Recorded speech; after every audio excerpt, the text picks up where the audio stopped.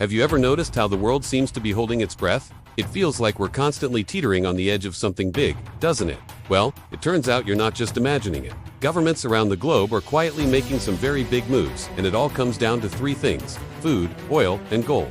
They're stockpiling these essentials like never before, and the reasons why reveal a lot about the uncertain times we live in. So, what do they know that we don't? Let's break it down. First, let's talk about food. It's the most basic human need, and yet, global food security is more fragile than most of us realize. Think about the last few years. We've had a pandemic that completely scrambled supply chains. Then came extreme weather events, floods in some places, droughts in others, all thanks to climate change. And on top of that, geopolitical conflicts have thrown a huge wrench in the works. Take the conflict in Ukraine. For example, Ukraine is often called the breadbasket of Europe. The war disrupted the planting and harvesting of massive amounts of wheat, corn, and sunflower oil. Suddenly, countries that relied on those exports, especially in the Middle East and Africa, were facing serious shortages and skyrocketing prices. It was a brutal wake-up call. Governments saw this and thought, we can't let that happen to us. So, what did they do? They started buying. China, for instance, has been on a massive food shopping spree. It is estimated that they now hold over half of the world's corn reserves and a significant chunk of its wheat and rice. Their official reason is to ensure food security for their 1.4 billion people, which makes sense. But the sheer scale of their buying has a ripple effect, tightening the global supply and pushing prices up for everyone else. It's not just China. Countries like Egypt and the United Arab Emirates are also building up their strategic reserves. They're investing in massive silos and storage facilities. Why? Because they understand a fundamental truth. A hungry population is an unstable population. Food shortages can lead to social unrest and political turmoil. For these governments, having a 6-month or even a year-long supply of grain isn't just a good idea. It's a matter of national security. They're building a buffer, a cushion to absorb the shock of the next crisis, whatever it may be. Now, let's shift gears to oil, the lifeblood of the modern economy. Everything from our cars and planes to the factories that make our stuff runs on oil and its derivatives. When oil prices go up, the cost of everything goes up. It's that simple. And right now, the oil market is a roller coaster. The Organization of the Petroleum Exporting Countries, or OPEC, along with its allies like Russia, holds immense power. They can decide to cut production to drive up prices, which they've done multiple times. This puts oil importing countries in a very tough spot. Think of the United States. To counter this, they have what's called the Strategic Petroleum Reserve, or SPR. It is basically a series of giant underground salt caverns filled with millions of barrels of crude oil. It was created in the 1970s after an oil embargo caused chaos. The idea is that in an emergency, like a war or a major supply disruption, the government can release this oil into the market to stabilize prices and keep the economy running. In recent years, the U.S. has dipped into its reserve to try and bring down high gas prices. But now, they're in the process of refilling it, buying up oil when the price is right. And they're not alone. India and China have also been aggressively building their own strategic petroleum reserves. They see the writing on the wall. The world is becoming more polarized, and energy can be used as a weapon. If you're dependent on another country for your energy, you're vulnerable. By having their own stockpile, they gain a degree of energy independence. It's an insurance policy against geopolitical blackmail and market volatility. They're hoping for the best, but preparing for the worst, ensuring that their lights stay on and their economies keep moving, no matter what happens on the world stage. This brings us to the third and perhaps most fascinating part of this story: gold. Unlike food or oil, you can't eat gold or use it to power your car. So why are central banks around the world buying it up at a record-breaking pace? For thousands of years, gold has been the ultimate safe haven asset. When currencies fail, when stock markets crash, when uncertainty reigns, gold holds its value. It's a physical, tangible asset that isn't tied to any single government's promises or policies. It's a universal symbol of wealth and stability. And in 2024, the rush for gold has become a full-blown frenzy. Central banks are the biggest players here. According to the World Gold Council, they've been on an unprecedented buying spree. And who's leading the charge? Countries like China, Poland, and Singapore. The People's Bank of China, for example, has been consistently adding to its gold reserves month after month. For them, it's a strategic move to diversify their holdings away from the US dollar.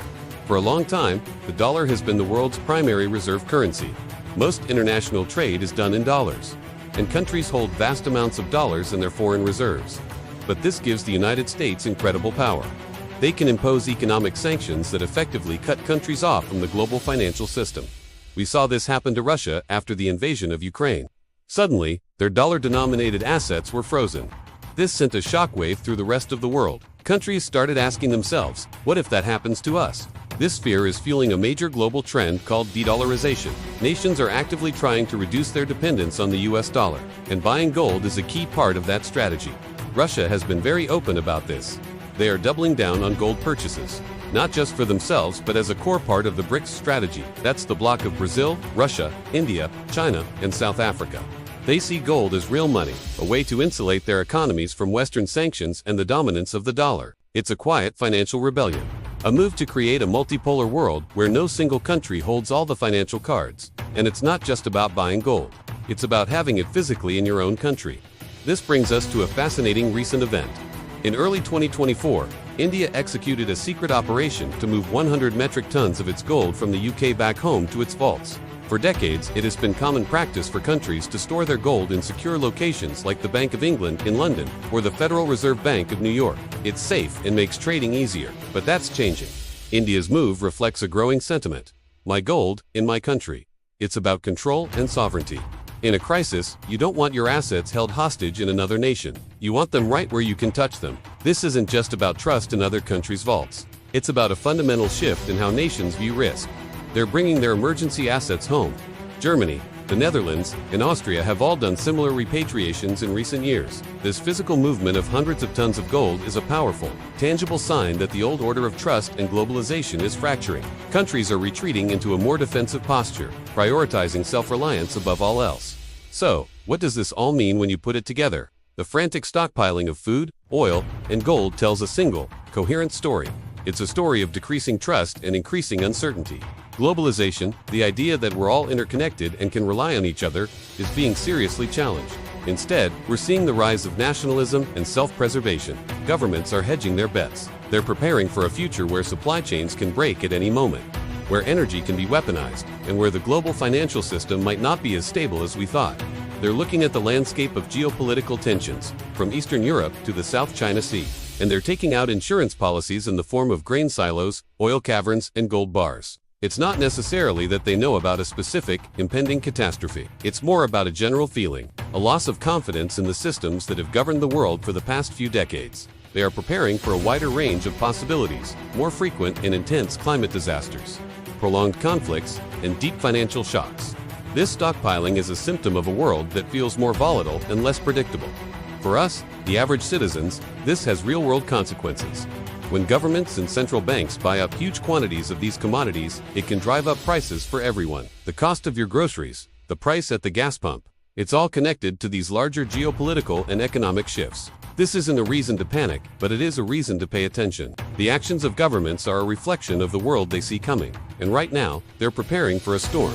They are building a fortress of essentials, hoping to ride out whatever turbulence lies ahead. The silent rush for food, oil, and gold is one of the most important stories of our time, a clear signal that the world is changing in profound ways. Thanks for watching. If you found this breakdown interesting, please give this video a like and subscribe to the channel for more deep dives into the forces shaping our world. Let me know in the comments what you think about this global stockpiling trend. Stay curious, and I'll see you in the next one.